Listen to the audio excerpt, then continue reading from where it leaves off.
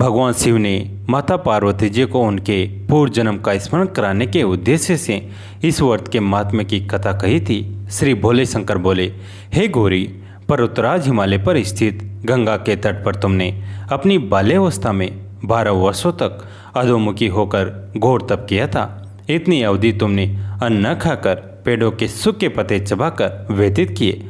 माँ की विकराल शीतलता में तुमने निरंतर जल में प्रवेश करके तप किया। वैशाख की जला देने वाली गर्मी में तुमने पंचाग्नि से शरीर को तपाया। सावन की मूसलाधार वर्षा में खुले आसमान के नीचे बिना अन्न जल ग्रहण किए समय व्यतीत किया। तुम्हारे पिता तुम्हारी कष्ट साध्य तपस्या को देखकर बड़े दुखी होते थे। उन्हें बड़ा क्लेश होता था। एक दिन तुम्हारी तपस्या तथा पिता के क्लेश को देखकर नारद जी तुम्हारे घर पधारे। तुम्हारे पिता ने हृदय से अतिथि सत्कार करके उनके आने का कारण पूछा। नारद जी ने कहा, गिरिराज, मैं भगवान विष्णु के भेजने पर यहाँ उपस्थित हुआ हूँ। आपकी कन्या ने बड़ा कठोर तप किया है। इससे प्रसन्न होकर वे आपकी सुपुत्री से विवाह करना चाहते हैं। इस संदर्भ में आपकी राय जानना चाहता हूँ। नारद जी की बात सुनकर गिरिराज गदगद हो उठे। उनके तो जैसे सारे क्लेश ही दूर हो गए।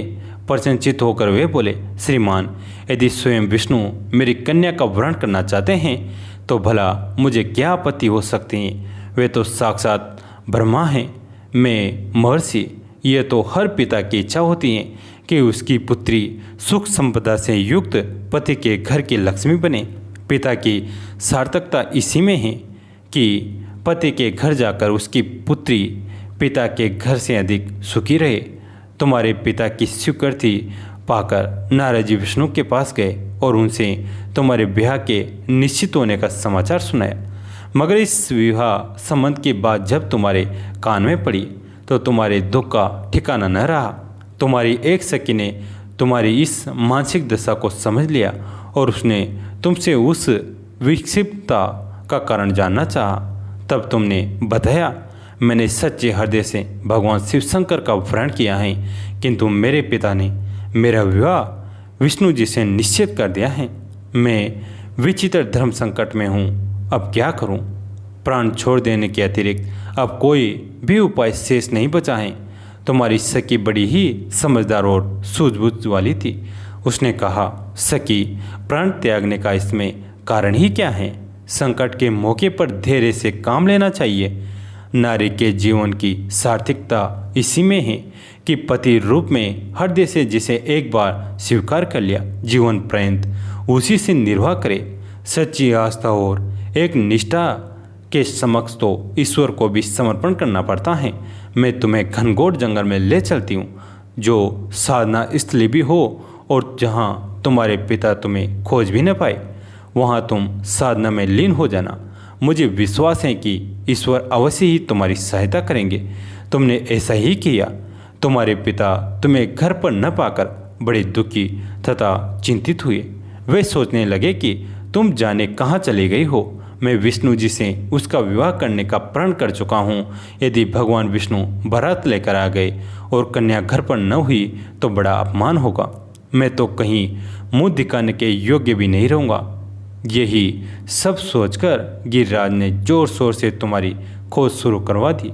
इधर तुम्हारी खोज होती रही और उधर तुम अपनी सखी के साथ नदी के तट पर एक गुफा में मेरी आराधना में लीन रहती। भाद्रपद शुक्ल तृतीया को हस्त नक्षत्र था। उस दिन तुमने रेत के शिवलिंग का निर्माण करके व्रत किया। रात भर मेरी स्तुति किए गीत गाकर जागी। तुम्हारी इष्ट कष्ट साध्य तपस्या के प्रभाव से मेरा आसन डोलने लगा। मेरी समाधि टूट गई। मैं तुरंत तुम्हारे समक्ष जा पहुंचा और तुम्हारी तपस्या से प्रसन्न होकर तुमसे वर मांगने के लिए कहा। तब अपनी तपस्या के फलस्वरूप मुझे अपने समक्ष पाकर तुमने कहा, मैं हृदय से आपको पति के रूप में वरण कर चुकी हूँ। यदि आप सचमुच मेरी तपस्या से प्रसन्न होकर आप यहाँ पधारे हैं तो मुझे अपनी अर्धांगिनी के रूप में स्वीकार कर लीजिए। तब मैं तथास्तु कहकर कैलाश पर्वत तो लौट आया। प्रातः होते ही तुमने पूजा की समस्त सामग्री को नदी में प्रवाहित कर अपनी सहेली सहित व्रत का पारण किया। उसी समय अपने मित्र बंधु व दरबारियों सहित गिरिराज जी तुम्हें खोजते खोजते वहां आ पहुँचे और तुम्हारी इस कष्ट साध्य तपस्या का कारण तथा उद्देश्य पूछा। उस समय तुम्हारी दशा को देखकर गिरिराज अत्यधिक दुखी हुए और पीड़ा के कारण उनकी आंखों से आंसू उमड़ आए थे। तुमने उनके आंसू पूछते हुए विनम्र स्वर में कहा, पिताजी, मैंने अपने जीवन का अधिकांश समय कठोर तपस्या में बिताया है।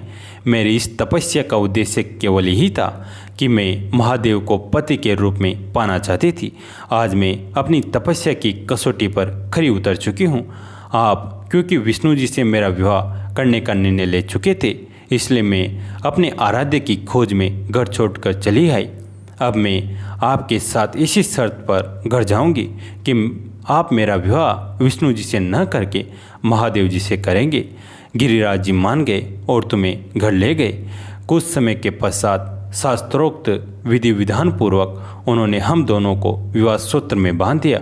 हे पार्वती, भाद्रपद की शुक्ल तृतीया को तुमने मेरी आराधना करके जो व्रत किया था, उसी के फलस्वरूप मेरा तुमसे विवाह हो सका। इसका महत्व यह है कि मैं इस व्रत को करने वाली कुंवारियों को मनोवांछित फल देता हूँ। इसलिए सौभाग्य की इच्छा करने वाली प्रत्येक युवती को यह व्रत पूरी एक निष्ठा तथा आस्था से करना चाहिए। क्यों किया गया था माता पार्वती का हरण? दरअसल माता पार्वती के कठोर तप से उनकी दशा बहुत खराब रहने लगी थी। उनके पिता उनकी इस दशा से काफ़ी परेशान थे। एक दिन नारद जी ने उन्हें आकर कहा कि पार्वती जी के कठोर तप से प्रसन्न होकर भगवान विष्णु आपकी पुत्री से विवाह करना चाहते हैं। नारद मुनि की बात सुनकर गिरिराज बहुत प्रसन्न हुए। उधर भगवान विष्णु के सामने जाकर नारद मुनि बोले कि गिरिराज पर्वत से आपका विवाह कराना चाहता है। भगवान विष्णु ने भी इसकी अनुमति दे दी। फिर माता पार्वती के पास जाकर नारद जी ने सूचना दी कि आपके पिता ने आपका विवाह भगवान विष्णु से तय कर दिया है।